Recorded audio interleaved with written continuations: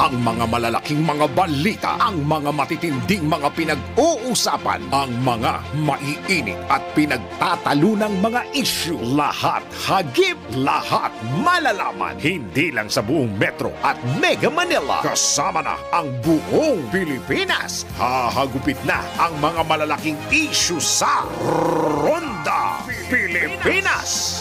Live na live sa DWIZ AM Metro at Mega Manila. Naka-live din sa DWIZ News FM Regional Stations. Naka-live din sa Radyo Ronda AM Radio sa Pilipinas. Live ding mapapanood sa Aliw 23 Free TV. At naka-live din sa lahat ng DWIZ Digital News accounts, Facebook, YouTube at DWIZ News website. Ronda Pilipinas. Wala nang mahuhuli sa balita. Wala nang maiiwanang issue na hindi mo alam. Ngayon, updated ka na sa Ronda Pilipinas. Kasama si Dennis Antenor Jr.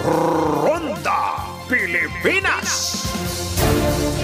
Narito na mga headlines para sa Ronda Pilipinas.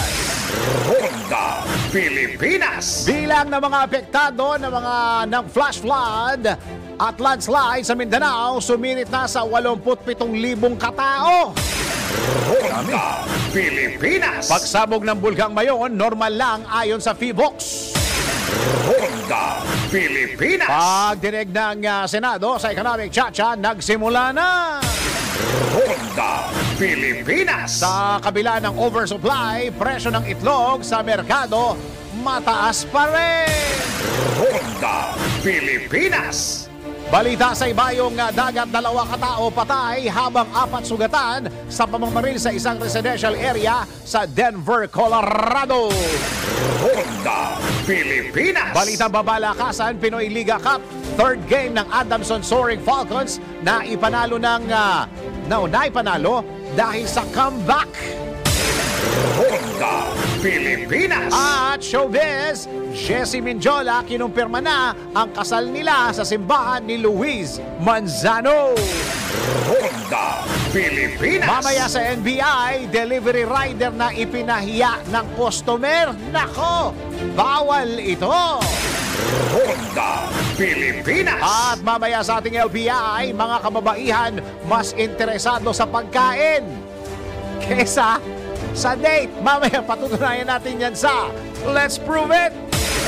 Ronda Pilipinas. Ang mga malalaking mga balita, ang mga matitinding mga pinag-uusapan, ang mga maiinit at pinagtatalunang mga issue. Lahat hagip, lahat malalaman. Hindi lang sa buong Metro at Mega Manila. Kasama na ang buong Pilipinas. Hahagupit na ang mga malalaking issue sa Ronda Pilipinas. Live na live sa DWIZ AM Metro at Mega Manila. Naka-live din sa DWIZ News FM Regional Stations. Naka-live din sa Radyo Ronda AM Radio sa Pilipinas. Live ding mapapanood sa Aliw 23 Free TV. At naka-live din sa lahat ng DWIZ Digital News accounts, Facebook, YouTube at DWIZ News website. Ronda Pilipinas. Wala nang mahuhuli sa balita. Wala nang maiiwanang issue na hindi mo alam. Ngayon, updated ka na sa Ronda Pilipinas. Kasama si Dennis Antenor Jr. Ronda Pilipinas. Iyon! Oy, alam nyo ba na grabe pala ang mga taong na nawawala ng pera sa kanilang mga wallet, ha? Yung kanilang mga e-wallet. Nawawala. Ha? Mga pera nila. Umaabot daw yata ng mga kalahating milyon yung mga nabiktima. Akala ko wala na yan. Ano na nangyari, DICT? Akala ko wala na yung mga ganyan-ganyan, ha? Ang problema pa, wala naman daw silang kinlik na link. Yan ang problema dyan. Nako! Sige, Magandang araw, Pilipinas! Live na tayo sa DWIZ Metro Mega Manila. Naka-live din po tayo sa DWIZ News FM sa mga regional stations sa buong Pilipinas at naka-live din tayo sa Radyo Ronda. And of course, sa lahat ng mga ginagawang radyo ang kanilang mga TV, naka-live din tayo sa Aleo Channel 23. Magandang araw, Pilipinas! Na medyo makulimlim. Magandang araw, Pilipinas. Ako ang iyong magiging tagapagbalita. Ako si Dennis. Ako si Dennis Antenor Junior. Ronda Pilipinas. Sa detalye ng mga balita, weather muna tayo. Weather. Nalusaw na ang binabantayang low pressure area sa labas ng Philippine Area of Responsibility. At dahil dito, maasahan ng bansa ngayong Lunes ang maaliwalas na lagay ng panahon na may pulupulong pag-ulan nitong Lunes. Dito sa amin sa may Pasig, walang araw. Makulimlim. Ayon sa Pag-asa, nakakaapekto sa extreme northern Luzon ang northeast monsoon o amihan na magdadala ng isolated light rains at Batanes at dyan po sa may Batanes at Babuyan Islands. Akala ko wala nang masyadong amihan ngayon. Meron pa pala. Samantala, ang natitirang bahagi ng bansa ay magkakaroon ng isolated rain showers dulot ng localized thunderstorms at easterlies. Habang katamdaman naman hanggang sa malakas na hangin at katamdaman hanggang sa maalon na karagatan ang iiral sa silangang bahagi ng Southern Luzon, Visayas at Mindanao. Ronda Pilipinas. Samantala, nananatili pa rin ang sa mga evacuation centers sa mga pamilyang naapektuhan ng flash floods at landslides sa Mindanao. Ayon kay Director Edgar Posadas, Office of the Civil Defense Spokesperson, 87,000 katao na o mahigit 20,000 pamilya ang nananatili pa rin sa mahigit 300 evacuation centers sa 5 rehiyon sa Mindanao at maaari pa rin ito madagdagan dahil sa patuloy pa rin ang pagdating ng mga bakwit. Sa kabuuan po, meron tayong naka-establish dun sa 5 rehiyon ng Mindanao. No? Meron po tayong na-establish na 329 na evacuation center. Total po ito, ma'am, ng 5 rehiyon. Ito po ay nag-cater sa 23,000 po na pamilya or 87,000 na mga katao po. No? Ayon kay Director Posadas, patuloy pa rin ang pagbabantay ng OCD sa mga naapektuhan ng low pressure area sa Mindanao. Ngunit sa ngayon ay wala nang naitatalang water interruption habang 46% naman ang naibalik ng kuryente. Datos, wala na po tayong reported na water interruption pero I would like to assume po din sa mga areas na medyo may pagbaha, medyo may challenge sila. No? In terms naman po power interruption, meron po tayong nakaranas po ng 13 cities and municipalities sa regions 10, 11, and Caraga. And sa ngayon po, 46% yung power restored. 46% pa lang? Naku, halos kalahati pa lang. Halos, no? Halos kalahati pa lang ang may kuryente. Kawawa naman yung mga kababayan natin. Alam nyo, walang nasasayang na dasal, kaya magdasal tayo. Yan ang tinig ni Director Edgar Posadas, Office of the Civil Defense Spokesperson sa panayam ng DWIZ. Si Dennis Antenor Jr. Ronda Pilipinas. Samantala tayo po'y tumanggap ng report. Senator Amy Marcos, kumporme na itigil na ang investigasyon sa questionabling PI pero pangangalap na ebidensya ay dapat itutuloy pa rin. Ayun, alamin natin ang report ni Patrol 19 Sally Ortega Bueno. Ate Sally, go! Bukas si Senate Committee on Electoral Reforms at Chairman Senator Amy Marcos na ihinto na ang investigasyon sa sinasabing bayaran o suhulan sa pangangalap ng pirma para sa People's Initiative. Ito'y sarap ng panawagan na ceasefire o tigil muna ang bangayan at sagutan ng mga senador at kongresista sa naturang issue. Gayunpaman, sinabi ni Senator Marcos na itutuloy pa rin ng kanyang committee ang pangangalap ng mga impormasyon at ebidensya ukol sa umunay kinalaman ng mga kongresista sa questionabling People's Initiative. Ito'y dahil may impormasyon na tuloy-tuloy pa rin ang pangangalap ng pirma. Ayon kay Senator Marcos, hingan pa rin nila ng sinumpaang salaysay si Attorney Anthony Abad, ang abogado na ang pangalan ay nasa mga signature sheet para sa People's Initiative. Matatandaang hindi humarap si Attorney Abad sa dalawang pagdinig na isinagawa na ng naturang committee sa naturang issue. Bukod dito, sinabi ni Senator Marcos na hinihingi pa rin ng mga senador mula sa grupong pirma ang listahan ng sinasabing donor. Kaya siya ay nakakalap ng 55 million pesos na ginastos sa mga TV ads ukol sa pagbabago sa konstitusyon. Nag-issue na ang Senado ng subpoena do sistecum para rito. Una rito sinabi ni na Senator Sani Angara at Senator Ronald De La Rosa na hiniling ni Senate President Juan Miguel Zubiri na tigil muna sa pakikipagsagutan at bangayan sa mga kongresista dahil hindi na maganda para sa Senado at Kamara ang umiinit na bangayan. Ito sa Patrol 19, Sally Ortega Bueno para sa DWIZ, nagbabalita ng tama, naglilingkod ng tama.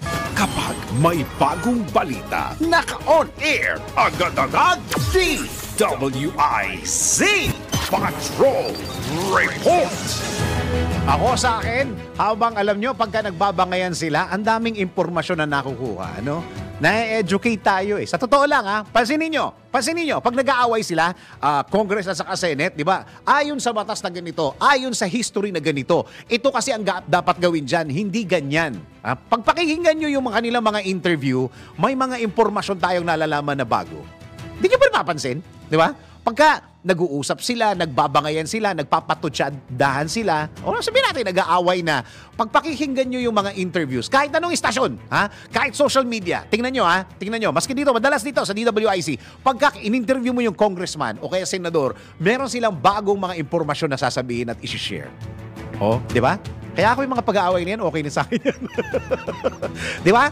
Kasi pagka nag-aaway sila, meron silang mga sinishare. Siyempre, meron silang pinaglalaban. Pag pinaglalaban nila, meron silang basehan. Minsan batas yan, o kaya history, o kaya mga pangyayari noon-noon, o kaya sa ibang bansa.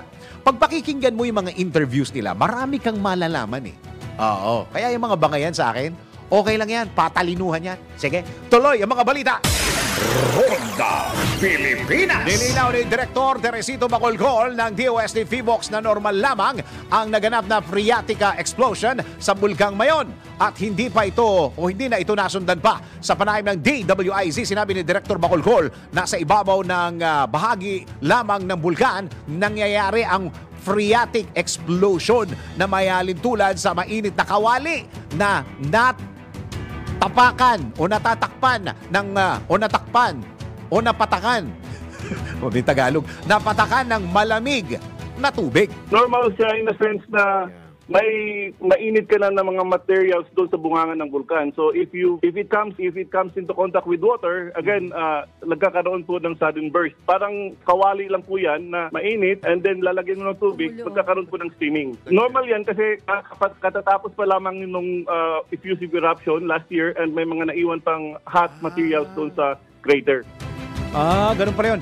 Pinawi naman ng PHIVOLCS Director ang pangamba ng mga residente sa paligid ng Mayon dahil wala namang bagong magma na siyang delikado. So wala pong bagong magmatic magma. Yun. So yun yung delikado. If we have a new fresh supply of magma, yun po yung delikado. Gayunpaman, pinalalahanan ng PHIVOLCS ang publiko na maging handa dahil nananatili pa rin sa Alert Level 2 Alert Level 2 ang bulkan at iwasan pumasok sa 6-kilometer radius permanent na yan permanent danger zone nito. Pero dapat handa rin po sila kasi again, kailangan nilang maghanda and wag silang pumasok doon sa permanent danger zone which is 6 kilometers. Kaya nga po nag-recommend tayo ng permanent danger zone which is 6 kilometers para maiwasan po yung mga ganitong pangyayari na nagkaroon ng sudden phreatic eruption. Permanent yan permanent. Hindi pansamantala, permanent. Huwag na kayong pumunta o kaya tumira dyan. Yan ang tinig ni DOST PHIVOLCS Director Teresito Bacolcol sa panayam ng DWIZ. Ronda Pilipinas. Samantala, gumulong na ang pagdinig ng Senado kaugnay sa resolution of both houses number 6 o Economic Chacha. Pinangungunahan nito ng Senate Committee on Constitutional Amendments and Revision of Codes, partikular ng subcommittee nito sa pamumuno ni Senador Sani Angara. Natuloy pala kay Senator Angara. Tatalakayin sa pagdinig ang mga panukalang amyendahan ang ilang economic provisions ng 1987 Constitution, partikular na po ang Articles 12, 14 at 16.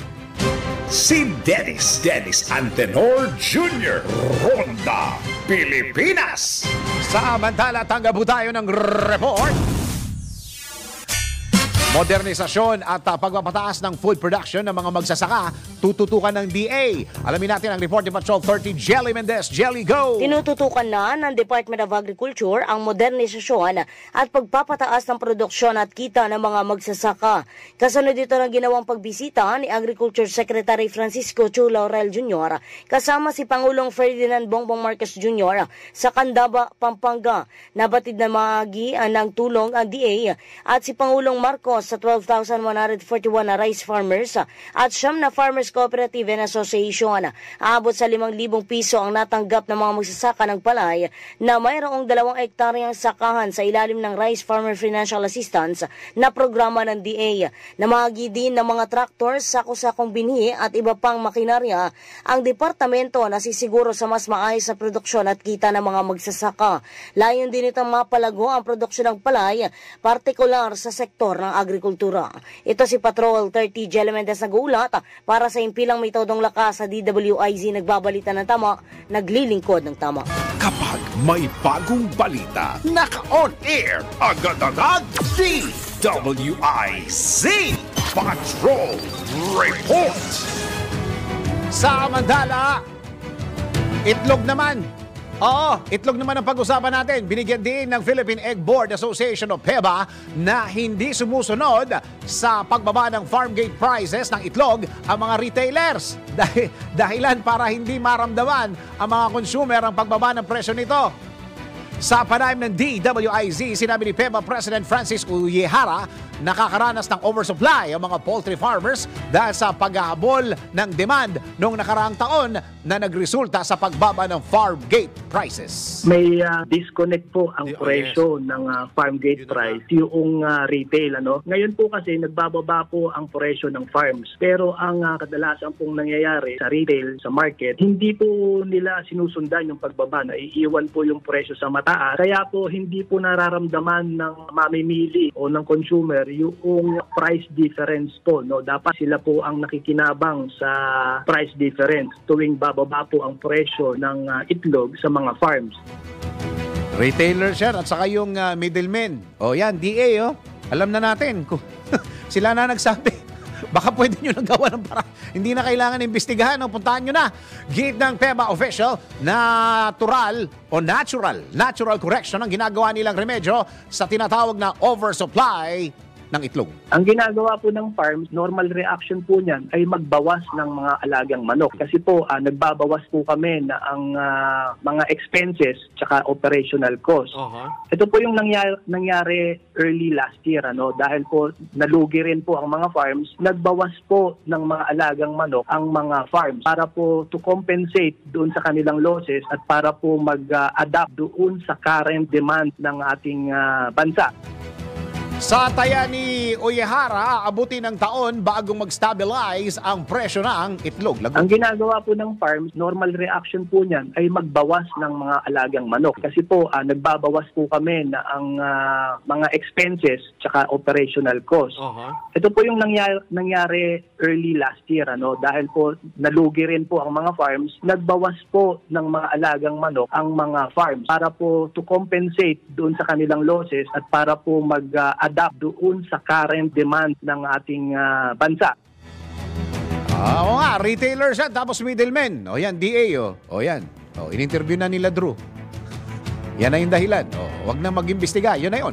Yan ang tinig ni Francis Uyehara, President ng Philippine Egg Board Association sa panayam ng DWIZ.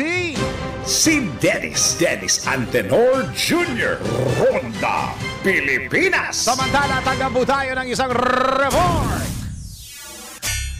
Manila Mayor Hani Lacuna Pangan nagbabala sa publiko hinggil sa peking social media account na ginagamit ang kanyang pangalan. Marami yan, no? Alamin natin ang report ni Patrol 5. Ayaw pa ako, Kuya Aya. Go! Nagbabala si Manila City Mayor Hani Lacuna Pangan sa publiko hinggil sa peking social media account na ginagamit ang kanyang pangalan. Ayon sa alkalde, kinokopya nito ang lahat ng kanyang mga official post at profile na nagdudulot ng pagkalito sa mga residente ng lungsod ng Maynila. Napagalaman ng tanggapan ni Mayor Hani Lacuna Pangan na mula sa isang Jenny Basilonia ang account. Kaugnay nito, umaapila siya sa publiko, partikular sa mga Manileño.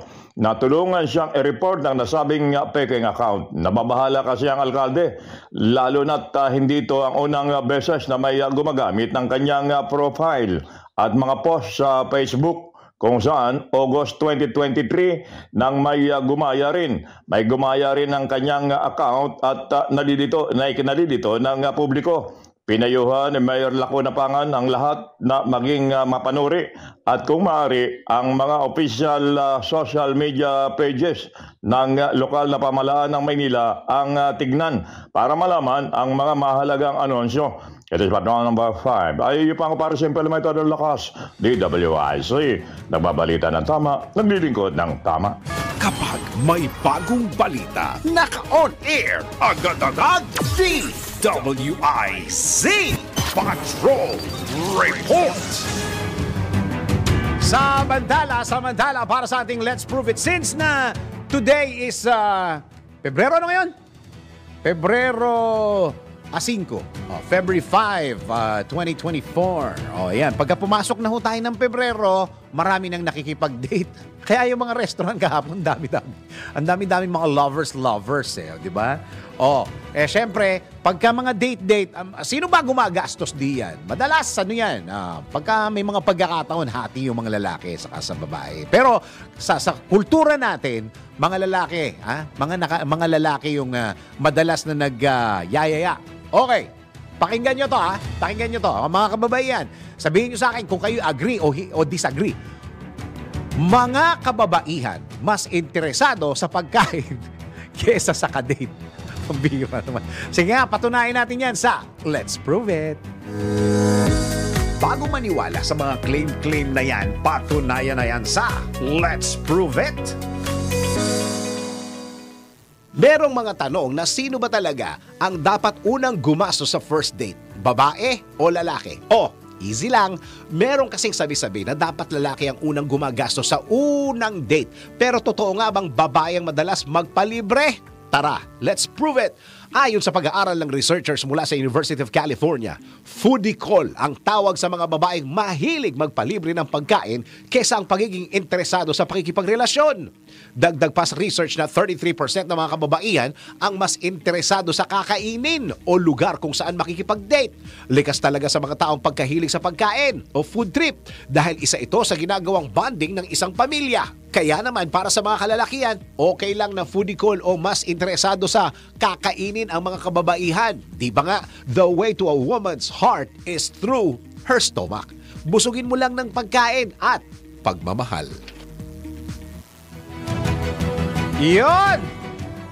Busuin ng pagkain at pagmamahal. Pero, oy, mga kastig handa na ba kayo for the next level ng saya sa paborito ninyong esports? Sa Arena Plus, astig sa sports, siguradong magpapabago sa paraan ng inyong pag-i-enjoy sa mga paborito ninyong mga esports.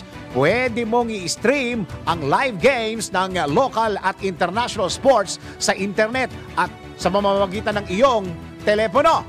Maging up-to-date sa latest score sa libo-libong mga games worldwide. Buong mundo, pinag-uusapan natin dyan. Kasama dyan ang, syempre, of course, mawawala ba dyan ng PBA, NBA, PVL, soccer, meron din. Syempre, meron dyan iba't ibang mga klase iba't ibang mga basketball na liga.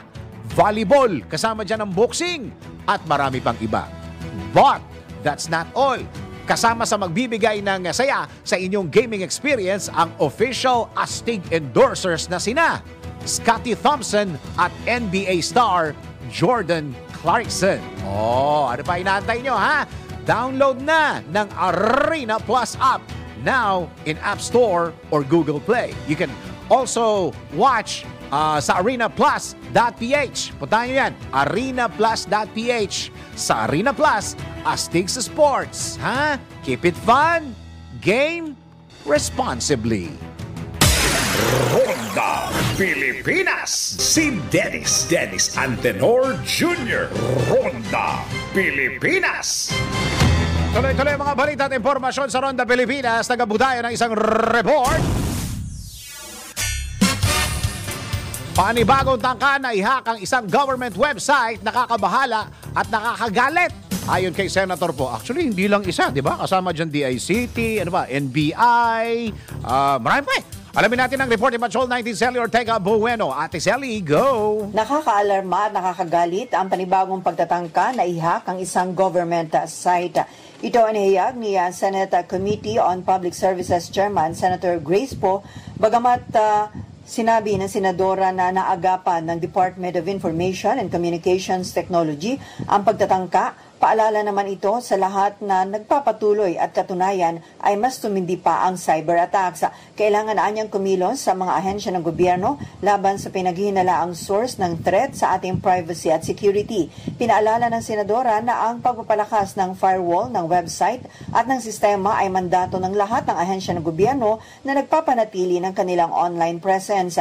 Idinagdag na mababatas na dapat gawin ang lahat ng paraan upang mapanatiling ligtas ang datos ng taong bayan at hindi makokompromiso. Una na ibinunyag ng DICT na naagapan nila ang pagtatangkang pag-hack sa website at email addresses ng ilang ahensya ng gobyerno ng mga umano'y China-based cyber criminals. Ito si Patrol 19, Sally Ortega Bueno, para sa DWIZ, nagbabalita ng tama, naglilingkod ng tama. Ronda Pilipinas. Samantala, isa pa pong report. DSWD sinimulan na ang pamamahagi ng social pension sa mga indigent senior citizens. Alamin natin ang report ni Patrol 30 Jelly Mendez. Jelly, go! Sinimulan na ng Department of Social Welfare and Development ang pamamahagi ng social pension sa mga indigent senior citizen. Ito'y matapos itaas sa 1,000 piso mula sa dating 500 piso ang benepisyo ng mga senior citizen na bahagi ng Bagong Pilipinas at inisyatiba ni Pangulong Ferdinand Bongbong Marcos Jr. Tumanggap ng kabuuang 6,000 piso ang mga benepisyaryo na makakatulong para sa pagdagdag ng kanilang pambili ng kanilang mga gamot, pagkain at iba pang pangangailangan. Aabot sa 250 na indigent senior citizen ang nabigyan ng tulong sa ilalim ng Republic Act No. 11916 o yung tinatawag na Act of Increasing the Social Pension of Indigent Senior Citizen. Ito ang nagbibigay ng 100% pagtaas sa kanilang monthly pension upang mabawasan ang kanilang alalahanin sa epekto ng inflation. Nangako naman ang DSWD na kanilang ipagpapatuloy ang pagbibigay ng tulong at interbensyon sa mga mahihirap o yung tinatawag na ordinaryong Pilipino, persons with disability at mga vulnerable sectors. Ito si Patrol 30 Jelly Mendez nag-uulat para sa impilang may todong lakas sa DWIZ. Nagbabalita ng tama, naglilingkod ng tama. Kapag may bagong balita, naka-on air, agad-agad, DWIZ Patrol Report. Tuloy-tuloy ang mga balita at informasyon. Alam ko, yung nawawalan ho ng mga pera sa kanilang mga e-wallet, mga personal na mga e-wallet, yung kanilang mga yung mga ang tawag to, GCash at saka hindi na siya PayMaya eh. 'Di ba Maya na 'yan? Oh, 'di ba? Maya na 'yan. So talaga, hindi mo napapanood si Liza Soberano. Maya na yan. Oy, nasa linya po natin isang IT expert. Nako, idol ito, idol. Si Mr. Jerry Liao. Sir Jerry, magandang araw. Hi, Sir Jerry. Yes, Sir Dennis, magandang umaga at magandang umaga sa lahat ng ating mga tagapakinig. Iyon, idol natin to si Hello. Sir Jerry. Sir Jerry, narinig mo ako? Hindi? Hello? Yes, Okay. malinaw. Okay, Sir Jerry, ewan ko kung nakarating na sa wall mo Nag-viral po ito nitong weekend na ito sa dinami-dami ho ng mga kababayan natin na nagbibigay ng kanilang experience. Wala naman daw silang kiniklik na mga link, pero nawawalan sila ng pera. Ito po ba ay posible, Sir Jerry? Oo. Well, unang-una medyo mahirap kasi mangyari yun, Sir Dennis. Kasi nga, kung titignan natin yung sistema ng mga e-wallets natin ngayon, talagang pinapaigting nila yung seguridad. No? Kasi it is not to their interest. No? Sa kanila to, parang disadvantage sa kanila to. No? So talagang yung security, pinaigting nila yan. Kung mapapansin mo ngayon, bago ka pwedeng magpadala ng pera, nagpapadala na sila ngayon ng OTP sa atin. No? Wala yan dati. Ngayon, meron na. So every time you send, every time you pay, it will send you an OTP. Tapos kailangan mo i-enter yan para matuloy yung transaction natin. No?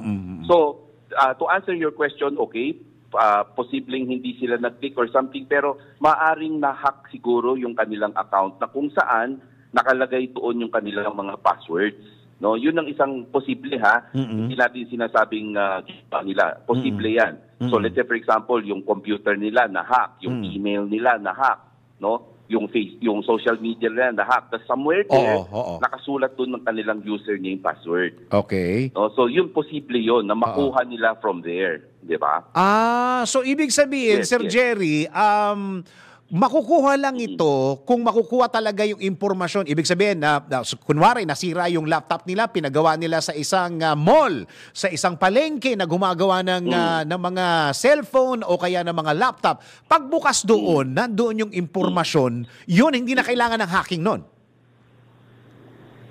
Hindi na nakuha. Oh, yes, tama ka. Posible yan, ha? Posible yan. Na kunwari, nasira, pinagawa mo, tapos pagtingin, nandun pala yung mga information mo, na kopya. Hindi pwede na makuha, no? Tapos pwede rin naman na, kahit naman wala kang na-click, hindi mo alam yung computer mo, baka may virus na, no? Beforehand, no? Kasi pag sinasabi mong wala akong kinlik, baka recent yan. Sabihin mo, hindi alam mo na-click kahapon, o kaya nung isang araw. Paano nung last month? Baka may na-click ka, hindi mo rin masabi, hindi ba? So, compromise na yung computer mo, pwede nang makuha yon. Tapos alam mo ba, Sir Dennis, may mga bagong modus ngayon, siguro itatanong mo rin yan mamaya konti, no? Tinatawagan na yung user. Tinatawagan. Tapos nagpapanggap na taga-bangko, mga ganyan. Tapos hinihingi yung password, username password, hinihingi mismo sa telephone, ano? Meron akong ilang mga kakilala na actually na biktima sa ganyan, na akala daw nila legitimo na taga-e-wallet o kaya taga-bangko, pinagkatiwala nila yung username password nila. Pati OTP, pinagkatiwala nila yun. Only to find out later on na hindi pala legit yun, scammers pala yun. So dinadaan nila sa tawag. At totoo yan, Sir Jerry, yung mga tumatawag, napaka-professional. Ang galing-galing talaga nilang, mambola talaga na parang ang tunog. Meron silang, gagamit sila ng mga phrases o mga English na yung mga English ang lalim-lalim at hindi mo medyo magigets at maintindihan at mag-oo ka na lang at may magpapadala sa iyo ng ganito, pakikuha po ngayon. Parang live nila ginagawa, Sir Jerry, ano? Yes, tama ka. Saka, mapapansin mo, Sir Dennis, may sense of urgency. Minamadali ka, no? Sasabihin, kailangan mo gawin ito kasi kung hindi, may mawawala sa yung ganito, ma-freeze yung account mo, and so on and so forth. So may halong urgency, may halong takot. At napakaganda nung sinabi mo, talagang very professional sila, napakaganda ng boses, ini-English, no? To sound professional, para magmukha silang lehitimo, di ba? At saka, talaga, sa isang pangkaraniwang Pilipino, Sir Jerry, makarinig ka lang talaga ng magandang English, talaga namang natataranta ka na. Iisipin mo talaga galing sa bangko yan o kaya sa kung anong institusyon na lehitimo, hindi ba? Opo. Totoo po yan. Okay, so, dun ho sa mga, hindi ba natin pwedeng medyo pagdudahan, pagbintangan, sabihin na natin, direktang usapan, pagbintangan ang mga merchants, Sir Jerry? Kasi ang pagka-disenyo nga ngayon dito is always ask for your permission. So, tama ka, magdalawang isip ka, magduda ka kung lehitimo ba ito, di ba? Kung medyo, konting-konting duda lang, no? Huwag mo nang ituloy, di ba? So kung may humihingi sa ng password sa telepono, either text or tawagan ka, automatic yan, no question asked. Answer mo, no. Hindi ka pwede magbigay kasi paulit-ulit na sinasabi ng bangko yan sa atin that they will never ask for any private information from us like username, password, account number, or OTP, hindi nila hihingin yan sa atin sa pamamagitan ng email, ng social media, ng text, ng call. Paulit-ulit nilang sinasabi yan. Alam mo, ilang beses na ako nakakatanggap ng text messages from the banks. Sinasabi, we are not going to ask any information from you via text, via call. So wag nating ibigay. So yun din ang ipapayo natin ngayon sa ating mga tagapakinig. Pag may humihingi sa'yo ng username, password, kahit gaano pa kaganda yung boses niyan, kahit English pa ng English yan, wag na wag po nating ibibigay. Iyon. Okay, so Sir Jerry, total, nandyan na rin lang kayo. Kukunin ko na ho, siguro na ho, nabalitaan nyo na yung mga government websites na may tangkang i-hack nitong mga nakaraang mga araw lang. Ano ho yung, baka meron kayong impormasyon ngayon dyan na pwede nyong i-share sa amin dahil nakakabahala ito dahil parang ang dami nitong government websites na pinag-uusapan natin din eh. Well, matagal na natin nababanggit yan, Sir Dennis. We are giving advice to our government institution na kailangan talaga paigtingin natin yung ating mga security in place. So, ang sinuggest natin dati kay Secretary Ivan Uy, sinabi nga natin na kailangan maglabas tayo ng alituntunin, na kailangan sundin ng lahat ng ahensya ng gobyerno na ito dapat ang ginagawa ng pagdating sa seguridad. Ano ba yung mga features na dapat nandyan? Ano ba yung mga software na dapat gamitin? Anong hardware? And also, yung procedure ng mga tao, training ng mga tao, yung mga gumagamit. Kasi tatlo yan, hindi pwedeng hardware lang, hindi pwedeng software lang, yung taong gumagamit, Parang bahay lang yan, Sir Dennis. Dapat maalam. Gaano katibay yung gaano katibay yung pinto mo, kahit gaano katibay yung lock mo. Kung yung taong pumapasok, binibigay yung susi, di bubukas din yan. Hindi ba? So, kailangan yan, sabay-sabay yan, tinitrain mo. Hindi pwede ganito, hindi pwede ganito. May mga proseso So, katulad, simple lang, kunwari, papasok ako sa opisina, may internet sa opisina, papayagan mo ba na yung empleyado mo ko-connect sa internet ng opisina? Kasi cellphone niya ang ginagamit niya. Paano kung yung cellphone niya may virus? Di pasok ngayon yung sistema ng kumpanya mo. Parang ganyan, So, pwede ba yan? O dapat bang ipagpawal yan? So, yan yung mga guidelines na dapat na ilabas ng ating ahensya na dapat sundin ng lahat ng mga government agencies. Kasi kung hindi natin ginawa yan, walang katapusan yung mga hacking na yan. So, paulit at paulit, patuloy na mangyayari yan. Sir Jerry, sa ngayon kasi nakakabahala. Since last year, may mga PhilHealth, for example, at marami pang government agencies na hack, pinasok or inamin naman nila na may mga ginawa para hindi magtuloy-tuloy. Tapos itong weekend na ito na naman, merong DICT, NBI. Does it mean na yung security talaga ng mga government agency websites natin ay hindi ganong katibay at kailangan ng update? Kasi itong mga eksperto na ito ay nag-aaral din sila. Sila mismo nagre-research din sila. Yung kagalingan nila nagle-level up din, Sir Jerry, hindi ba? Tama ka.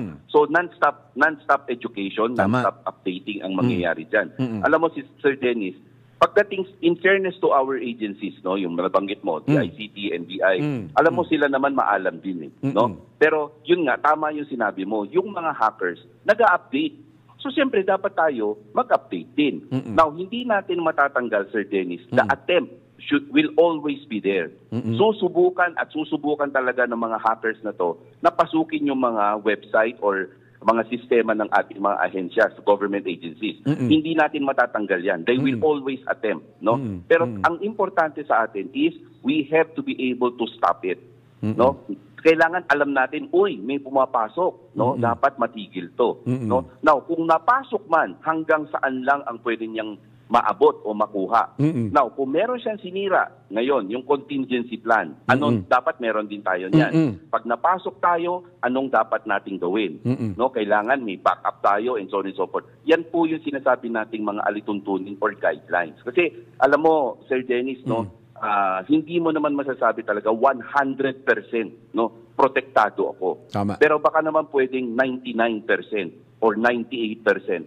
protektado ako. Meron tayong 2% na iniwan dyan para hindi tayo maging complacent. No? Yung parang, 100% yan, walang makakapagod. Parang, alam mo yun, wala ka nang gagawin. Tama. Mag-iwan ka ng 1 or 2%, no? Para you will always be alert, no? Oy, pwede pa rin pumasok to, kahit 2%, 1%, pwede pa rin. So, papantayan mo yan parati.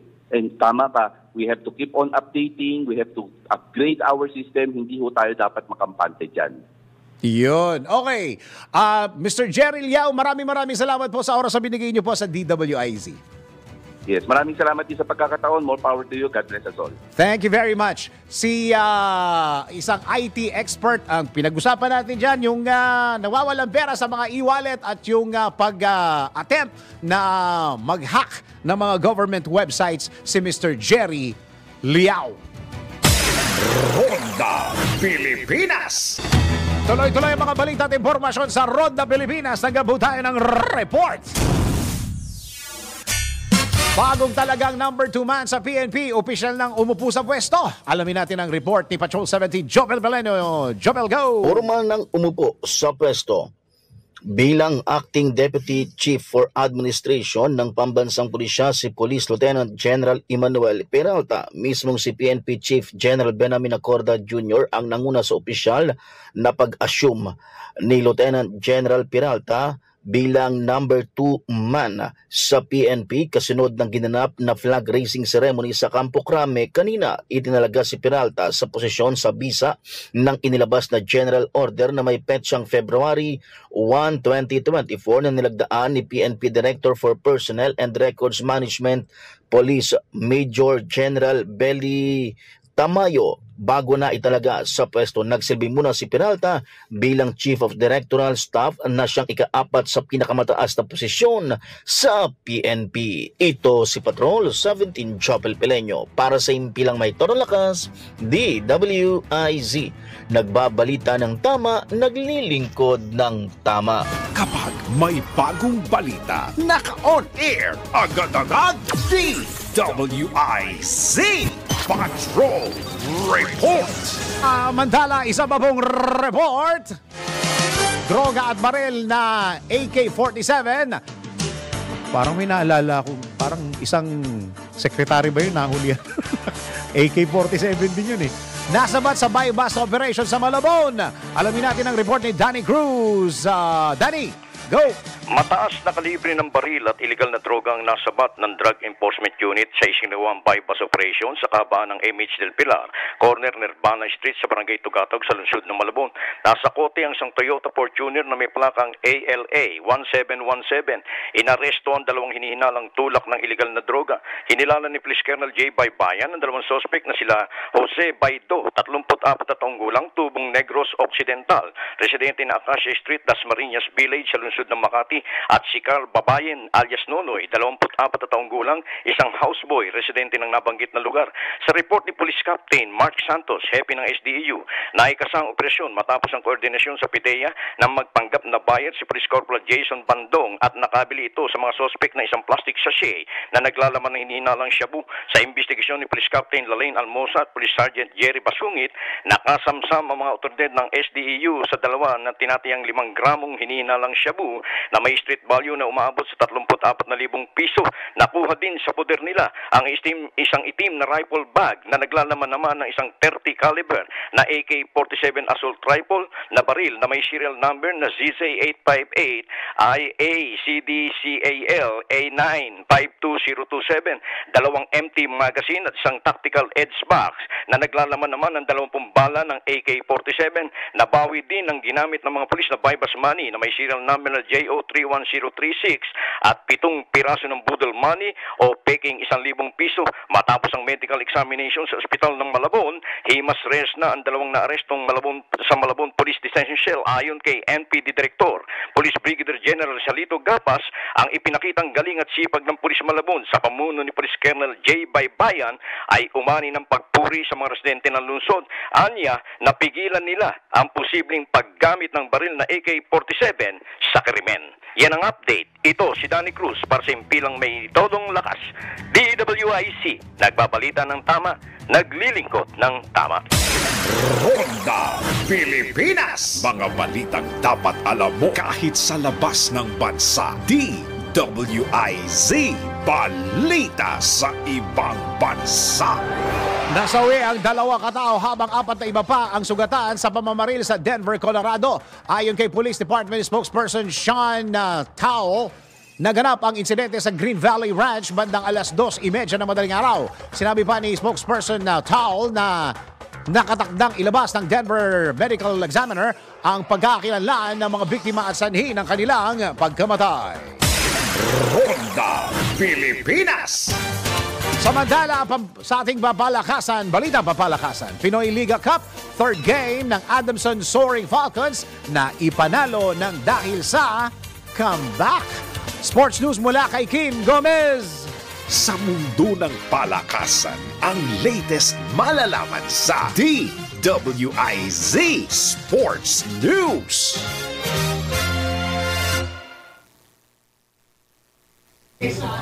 Nakuha ng Adamson Soaring Falcons ang kanilang unang panalo sa Pinoy Liga Next Man Cup. Matapos ang magkasunod na defeat na itawid ng Adamson ng kanilang laban kontra sa second seed ng Group A na College of St. Benilde Blazers na mayroong 2-1 win-loss record. Natapos ang regulation na may final score na 83-77. Madalas manghawak ng Blazers ang lead, still manageable pa rin ito para sa Falcons dahil nakahabol nila ito at naididikit pa ang score. Sa less than 4 minutes ng 4th quarter, nagawa ng makalamang ng Adamson sa pamamagitan ng 3-point shot ni Kenji Cañete. Habang tumatakbo ang oras, patuloy na nakakagawa ng good shots ang Adamson Soaring Falcons na dahilan ng kanilang pagkapanalo. Mapapanood ang live broadcast ng Pinoy Liga Next Man Cup dito lang sa Aliw Channel 23. That portion was brought to you by Arena Plus. Sa Arena Plus, astig sa sports. Download Arena Plus app now in App Store or Google Play. You can watch it also on arenaplus.ph. Ronda Pilipinas. Ito na ang latest, bagong-bago, fresh na fresh. DWIZ Showbiz News. Sa ating showbiz, Jessie Menjola, kinumpirma na ang kasal nila sa simbahan ni Luis Manzano. Showbiz Report, Tianton.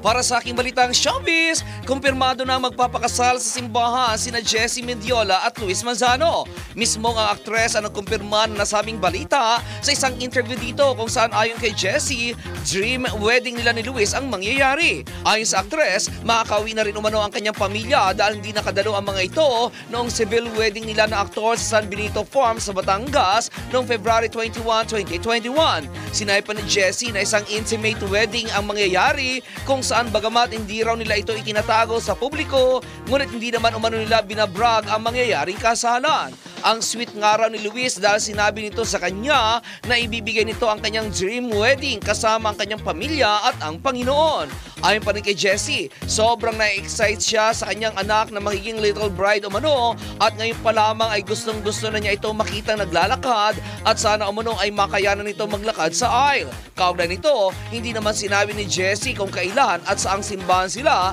ikakasal ni Luis. At yan aking balitang showbiz para sa impilang may todong lakas DWIZ. Ako si Anton, nagbabalita ng tama, naglilingkod ng tama. Ronda Pilipinas. At bago tayo magpaalam, tayo'y may patama quote of the day. Ang ating patama pabaon for the day ay may mga tao talagang kahit gawan mo ng kabutihan, susuklian ka pa rin ng kasamaan. Pero dapat hindi yan ang maging dahilan para tumigil ka sa paggawa ng kabutihan. Oo, wag na wag kang papipigil sa mga ganyang klaseng tao. Dapat dire-diretso ka pa din sa paggawa ng kabutihan para mas mabuti ang bumalik sa'yo. Sabi nga nila, siksik, liglig, at umaapaw. Diba? I-share ko lang tong Galatians 6:9 ha. Sabi niya, let us not become weary in doing good, for at the proper time we will reap a harvest if we do not give up. Yan. So kailangan wag tayong titigil, wag tayong mag-give up sa paggawa ng kabutihan. Dahil pagka bumalik yan, ang kabutihan, siksik, liglig at umaapaw. Maraming salamat Pilipinas. Yan po kabuuan ng mga balita at impormasyon sa Ronda Pilipinas. At tawayanan po ang susunod na programang Yes, Yes, Yo, Topacio with Attorney Ferdy Topacio and Dokshe Lejano. Maraming salamat Pilipinas. Ako ang iyong naging tagapagbalita. Ako si Dennis Antenor Jr. Nagbabalita ng tama, naglilingkod ng tama.